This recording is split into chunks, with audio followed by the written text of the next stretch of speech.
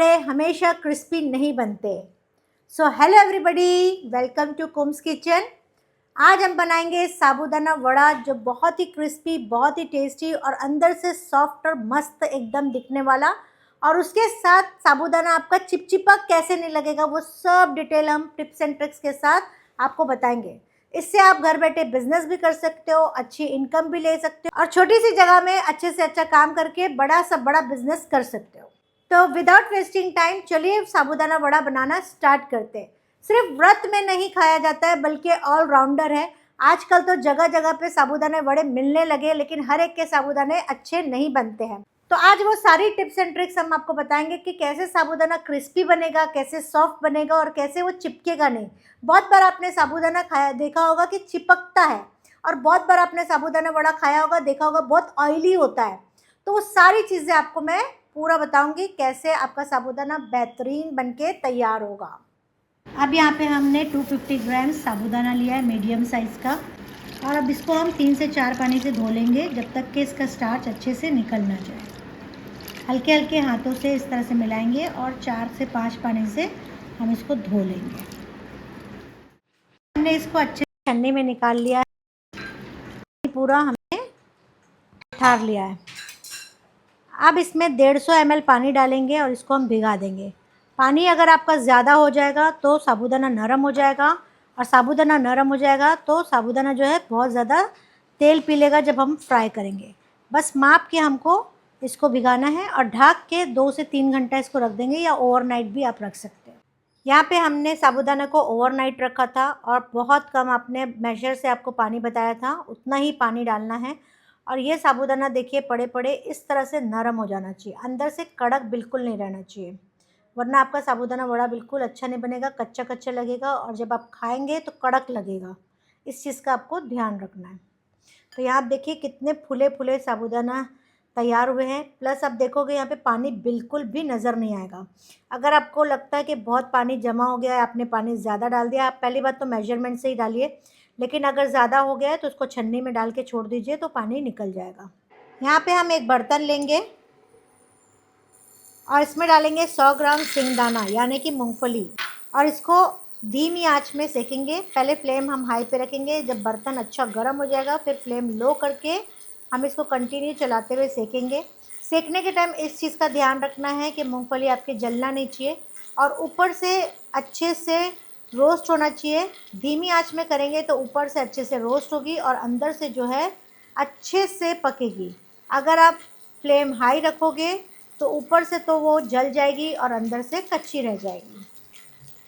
तो यहाँ पे आप देख सकते हैं कि सिंगदाना जो है अच्छे से रोस्ट हो रही है। जब रोस्ट होने लगेगी तो आप देखोगे उसमें क्रैक्स भी आने लगेंगे।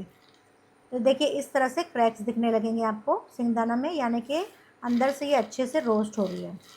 और थोड़ा थोड़ा छिलटा जो है हिलाते हिलाते निकलने लगेगा, तो आप समझ जाइए कि आपकी सिंगदाना जो है बहुत अच्छे से हो गई है। ये देखिए अब यहाँ पे हम फ्लेम को बंद कर देंगे और इसको निकाल लेते हैं। अब सिंगदाने को निकाल के हम ठंडा कर लेंगे। अब सिंगदाना थोड़ा ठंडा हो जाएगा तो इसको हम हल्के हल्के से छिलटा जो है निकाल लेंगे। सिंगदाना जो है हम अच्छे से थोड़ा थोड़ा करके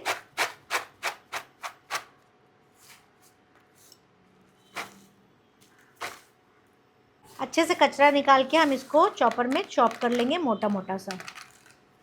तो यहाँ पे सिंगदाना क्रश कर लिया है, इस तरह से मोटे मोटे दाने होना चाहिए। यहाँ पे हम एक बोल लेंगे, साबूदाना जो हमने भिगाया था इसको डाल देंगे इस बोल में।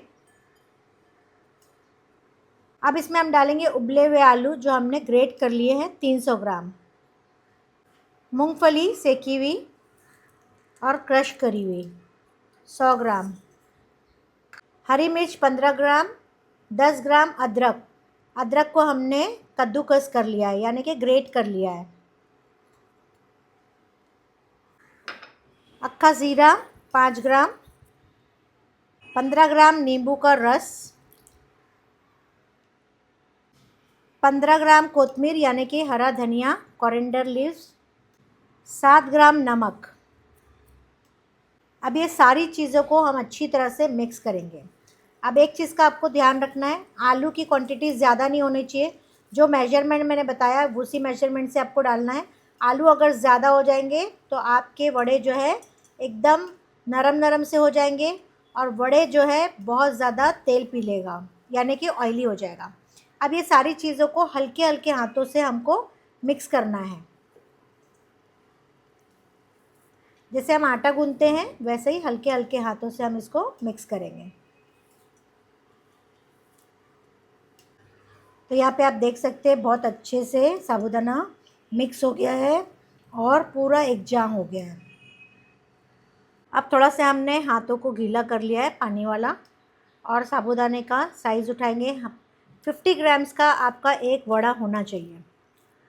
मैं अभी अंदाज़े से बना रही हूँ, लेकिन 50 ग्राम्स का एक वड़ा लोगे। पानी लगाना ज़रूरी है वरना आपके वड़े जो है हाथ में चिपकेंगे।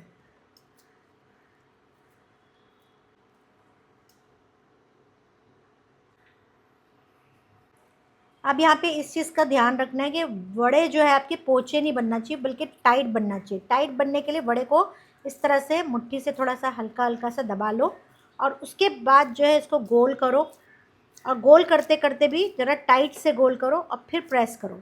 प्रेस करने के बाद यहाँ से प्रेस करोगे, फिर थोड़ा थोड़ा टाइट होगा, फिर थोड़ा से हाथ से प्रेस करो और फिर साइड्स को प्रेस करो, फिर साइड्स को प्रेस करो, फिर हाथ से थोड़ा प्रेस करो, फिर साइड्स को प्रेस करो, फिर तैयार करना है ताकि वड़े जो है स्टिफ रहें। तो आपने देखा कितने अच्छे से वड़े बनके तैयार हुए हैं। अब इस चीज़ का ध्यान रखना है, मसाला अगर आपका नरम हो जाता है तो आप क्या करोगे, नरम हो जाएगा तो आप क्या करोगे, सिंगदाना यानी कि मूंगफली थोड़ी सी आपको रोस्ट करना है और हल्का सा ग्राइंड करना है, उसमें डाल देना है ताकि वो पूरा पानी एब्जॉर्ब कर लेगा और आपके वड़े जो है बिल्कुल भी टूटेंगे नहीं। इस चीज़ का आपको ध्यान रखना है। यहाँ पे तेल हमारा गर्म हो गया है। अब एक एक करके हम वड़े डालेंगे। ध्यान रहे तेल ठंडा नहीं होना चाहिए वरना आपके वड़े जो है टूट जाएंगे। अब 1 मिनट तक हमको चम्मच बिल्कुल भी नहीं लगाना है जब तक ये अच्छे से सेट नहीं हो जाता। फ्लेम हमारा हाई पे है। जैसे जैसे वड़े तल रहे हैं आप देख सकते हो कि ऊपर की तरफ आ रहे हैं। अभी भी हमने इसको चम्मच बिल्कुल भी नहीं लगाया है, अपने आप से जो है ये फ्राई हो रहा है। अब 2 मिनट हो गया है, यहाँ पे हम थोड़ा सा चम्मच लगाएंगे। अब आप देखोगे एक दूसरे में बड़े जो है चिपक गए, लेकिन घबराने की कोई बात नहीं। जैसे ही आप हिलाओगे खुद ब खुद जो है एक दूसरे से अलग होने लगेंगे। ये सारा हम थोड़ा थोड़ा हिलाए तो वो खुद ब खुद टूट गया। अब इसको हम पलट लेंगे और गोल्डन फ्राई होने देंगे अच्छे से, क्रिस्पी क्रिस्पी। सिंगदाना आप डालोगे उसी के हिसाब से ये क्रिस्पी भी होगा। अगर आपके आलू ज़्यादा हो गए तो आपका जो है वड़े जो है बहुत नरम नरम से हो जाएंगे। जो मेजरमेंट बताया उसी से आप माप के बनाओगे तो आप अच्छा बिजनेस भी कर सकोगे और हमेशा एक जैसा वड़ा बनके तैयार होगा। और वड़े को आपको वज़न करना है, वज़न कर के आप बनाओगे तो आपको एग्जैक्ट प्रपोर्शन भी मिलेगा, एग्जैक्ट माप भी मिलेगा और आपका प्रॉफिट दिखेगा। तो यहाँ पे आप देख सकते हैं बहुत प्यारे से गोल्डन गोल्डन क्रिस्पी से वड़े बनके तैयार हुए। एक भी वड़ा जो है हमारा बिल्कुल भी ना टूटा है और ना ही नरम हुआ है। बहुत ही खूबसूरत लग रहा है ये। बराबर अगर आप मेजरमेंट लिख के आज रख लिए ना तो फिर आप जो है हमेशा एक जैसे वड़े बना के तैयार कर लोगे। और मैं तो बोलती हूँ जल्दी से लिख लो वरना ये मेंबरशिप में चली जाएगी तो फिर आपको पे करके ये वाली रेसिपी लेनी पड़ेगी। तो यहाँ पे हमारे वड़े सारे फ्राई होके तैयार हो गए हैं। अब इसको हम निकाल लेते हैं।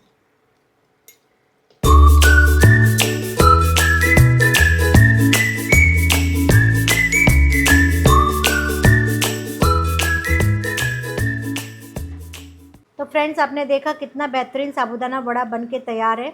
प्लस आप यहाँ देखोगे कि बहुत ज़्यादा क्रिस्पी बना है, वो भी मैं आपको चेक कराती हूँ।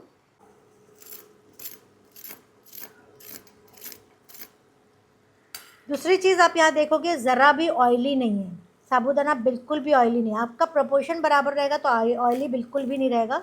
अब मैं यहाँ पे खोल के दिखाती हूँ आपको कि यहाँ पे आप देख सकते हो कि साबूदाना का वड़ा जो है अंदर से बहुत सॉफ्ट है और ऊपर से बहुत क्रिस्पी है।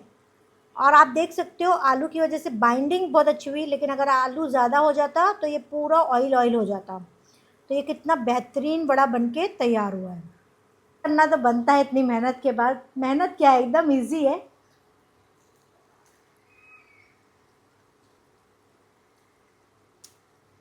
मस्त है, ना ऑयली है और ना ही चिपचिपा है, ना ही ये नरम है, बल्कि क्रिस्पी क्रिस्पी बन के तैयार हुआ है। बहुत टेस्टी लग रहा है, तो ट्राई तो ज़रूर करिएगा, अपने मेनू में ज़रूर ऐड करिएगा।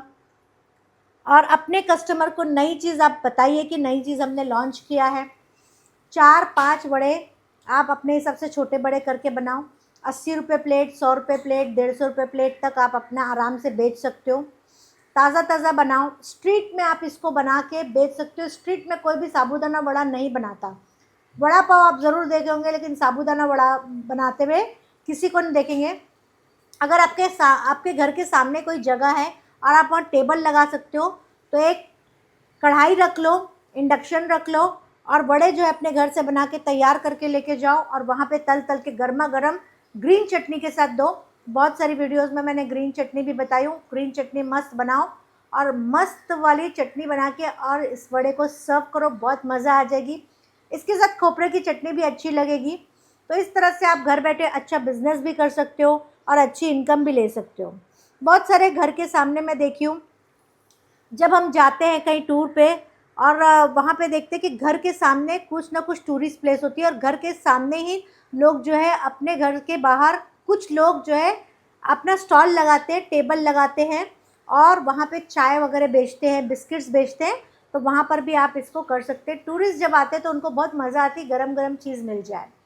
दूसरी चीज़, इस वड़े को अगर आपको जब खाना है तभी आप तलो, और अगर स्विगी और ज़ोमैटो में कर रहे हो तो वड़े को बना के रख दो। 2 से 3 दिन तक ये वड़े जो है कच्चे फ्रिज में रहते हैं। आपको वड़ा कच्चा बाइंड करके और आपको शेप करके रख देना है फ्रिज में। फ्रीज़र में नहीं रखना है, आलू पूरे ख़राब हो जाएंगे। फ्रिज में रखना है। 2 से 3 दिन आप इसको फ्राई करके फ़ौरन फ्रेश दे सकते हो। तो आज का वीडियो, आज की रेसिपी और आज का बिज़नेस आइडिया हमारा कैसा लगा मुझे कमेंट में ज़रूर लिखिएगा, क्योंकि मैं कमेंट सबके पढ़ती भी हूँ और जवाब भी देती हूँ। So thank you very much.